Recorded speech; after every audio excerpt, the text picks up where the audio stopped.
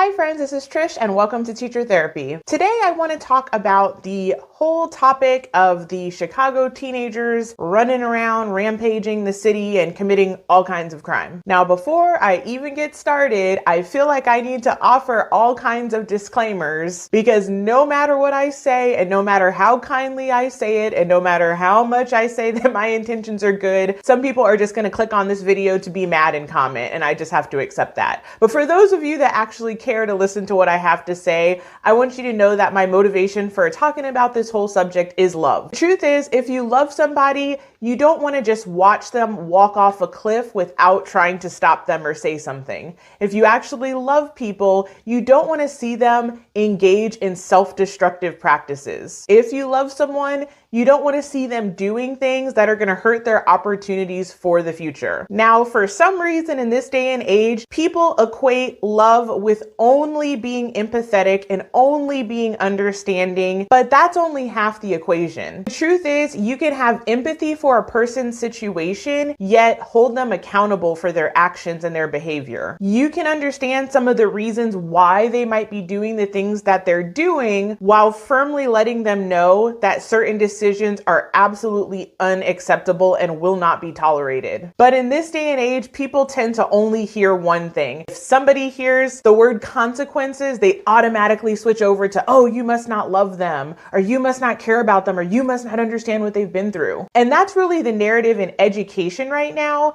And the reason I feel the need to make this video is I believe that those mindsets are actually filtering down from this nation's leadership. Because when all of this crazy mayhem broke loose in the city of Chicago, what you saw was city leadership making excuses for the behavior. You would see them saying, oh, the community doesn't have enough resources and that's why children destroyed downtown. Or you would hear them saying, oh, well, I wouldn't call it mayhem. Most of them really just wanted to enjoy the fresh air. And yeah, maybe a few people did the wrong thing, but overall, let's not blow this out of proportion. Or you might hear them saying, oh, no, don't demonize the children. And the very subtle message is that anybody that calls out wrong behavior doesn't care about the actual people, when it's the complete opposite. You call out behavior because you love people and because you care about them. So with all that said, let's go ahead and jump into this video. So in case you have no idea what I'm talking about yet, because we do have a lot of viewers that are outside of this country,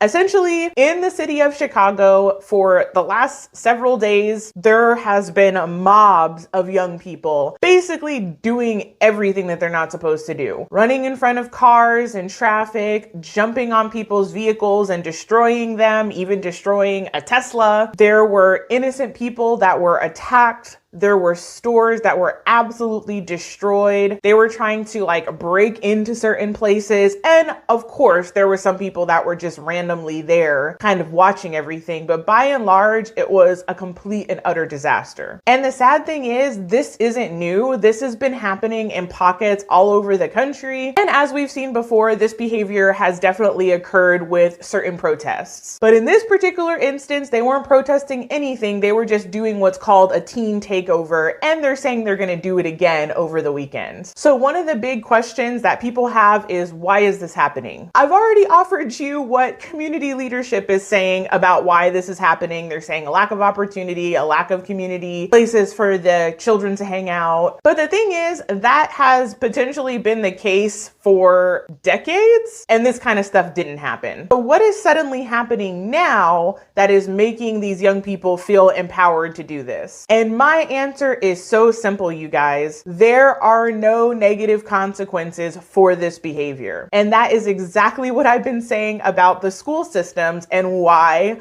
students are going completely wild. Anytime you remove negative consequences and people know that nothing is going to happen, you can almost guarantee there will be bad behavior. And the sad thing is that innocent people get caught up in all of this, and there's nobody defending them and there's nobody keeping them safe. We live in this wild society now that for some reason we're more concerned about the feelings of people that are damaging and destroying things and ruining other people's lives than we care about the actual innocent victims of these crimes. And that's the same thing in the school system too. It seems like nobody cares about the teachers, the classmates that are just trying to learn. We're so busy saying, oh my gosh, let us not offend the people that are terrorizing classrooms. There has been some kind of massive pendulum swing. Now, as I've mentioned in other videos, I'm a strong believer in nuance. Two separate things can be true at the same time. So it is true that there are situations where there are police that are not doing the right thing. There's been instances where there's schools and teachers that are not doing the right thing.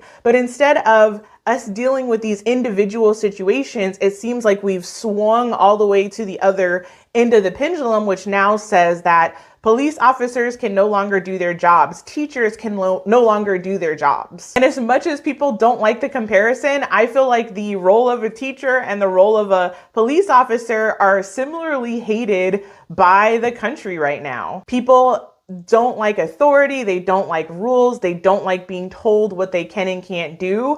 It's the twin problems of entitlement and rebellion. And we're seeing this in schools, and now we're seeing this in a random neighborhood near you. And you can really see this mindset with what happened in Chicago the last few days. It was interesting watching some of the footage because I have watched a lot of footage of what happened in Chicago, and there was a lot of instances where the police were just standing around, and in one of the most serious cases that came out of the whole weekend, a random couple was completely attacked and beaten up and robbed. And all of this happened with police nearby. But you know what? The police were afraid to step in and do anything because they knew that probably no matter what, somehow the police would actually be the ones to be blamed. And that's how teachers feel too. We feel like we can't stop negative behavior because goodness forbid if our tone is not completely right and we're not smiling, then we're suddenly the ones in trouble for stopping the people that are creating trouble. And the sad thing is I desperately wish people would stand up and speak out about this. But more importantly, I wish people from that community that those kids look up to would speak about this. Where are the athletes, the singers, the movie stars? This will get some people excited. Where's BLM? If you really care about the Black community, if you really care about ending racism, if you really care about creating bright opportunities for the future, where are those voices? And again, I don't even know what to say about the community leaders. I was shocked, but then not shocked by the way they handled the situation. It was like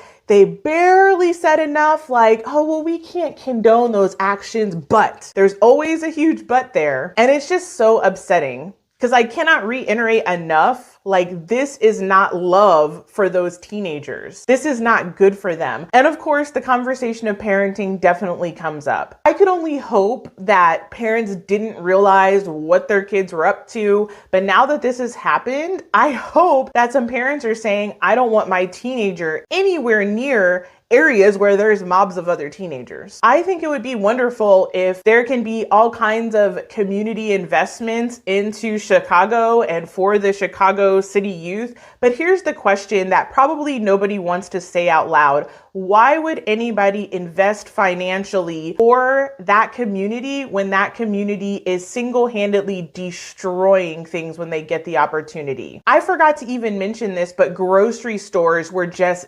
decimated. And there's a viral video on social media of a mom that was going to get food to feed her children and everything was destroyed. Why on earth would somebody go into a community like that and spend multi-million-dollar investments in order to create a community center that is just going to get destroyed? And modern day kids need to be taught to meet people halfway. There are a lot of people that would love to help urban youth, not only in Chicago, but everywhere. But there needs to be some gratitude shown. There needs to be some acknowledgement of the opportunities that so many students have been given. This kind of takes me back to being a teacher. People would always say, well, you need to get more money in the schools. You need to get more resources. So what would happen? People would donate money and we would get all these iPads or Chromebooks. And what would the students do? They would completely destroy them. I raised over $1,000 for class sets of novels. And what would students do? They would rip them up. This is real talk and it makes people uncomfortable, but if we really want to move communities forward,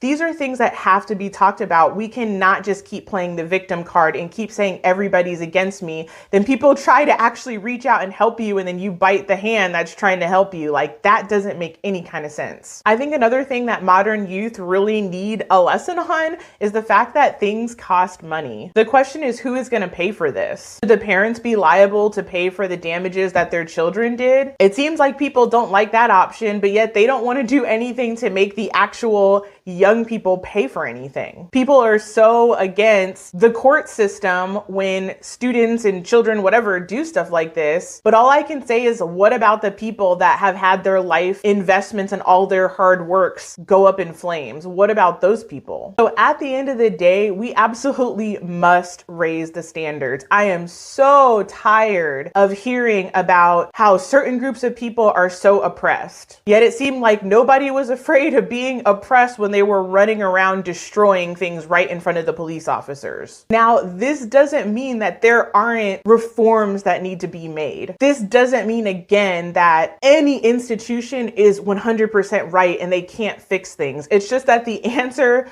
to situations not being right is not to create 10 more situations that aren't right. Since kindergarten, we've all heard 2 wrongs don't make a right. And as much as some people are allergic to the word, we have got to start taking accountability. And as much as people don't like to hear this, there must be consequences for this kind of behavior. And unless we want our whole country to look like this, something's got to change. Do we want police officers using excessive force? Absolutely not. But what about the conversation of people not committing crimes where they even have to have interactions with police officers? That's a part of the equation too. And that's the thing that it seems like people just don't want to say out loud. And it's the same thing in the classroom. People want to jump on teachers whenever they try to correct a kid, but what about the kid that was doing the thing that they were not supposed to be doing? These are generational problems. These are culture problems. And these are problems that people are going to have to start calling out unless we want to see this nation fall. I think young people need role models more than ever, but they need them coming from all streams. And that means some people are going to need to be courageous no matter what kind of backlash they get. If you really care about the youth of America,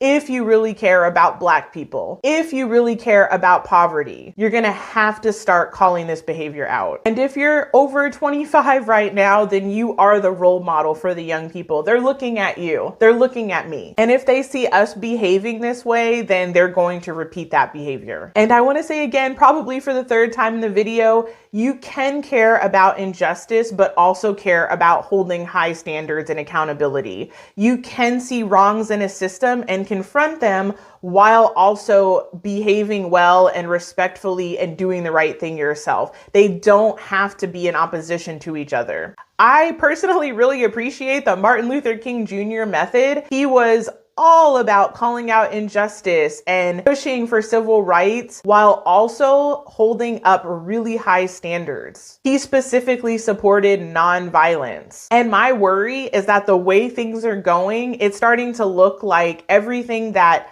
the former generations fought for are being destroyed. And over what? In 2023, people have so many opportunities. Are times tough out there? Absolutely. Are things expensive? Yes. Do some people have to hold down multiple jobs? Yes. I'm not invalidating any real trouble and hardship that people are having. But my question to everyone is, what opportunities are you taking and utilizing? Now, the last point that I'm going to make is probably the most controversial point, but there actually is such thing as a healthy sense of fear and a healthy sense of shame. That's what stops most of us from doing terrible things. I'm concerned that we're raising a generation that has no healthy sense of fear of consequences and no healthy sense of shame about absolutely aberrant behavior. And when you have a young generation that in the most negative sense of the word is fearless and shameless, you're going to continue to see what we saw in Chicago. So these are just some of my thoughts. I'm sure you'll share your thoughts with me too. And I hope you could hear my heart in this, because I really am saddened by the trends that I'm seeing. And as a Black woman, I am sad about the trends that I'm seeing in my community. So if you like this message, please share it everywhere that you can, and think about what part you can have in mentoring a young person or speaking with people that can. So thank you so much for watching. I'll see you guys next time. Bye for now.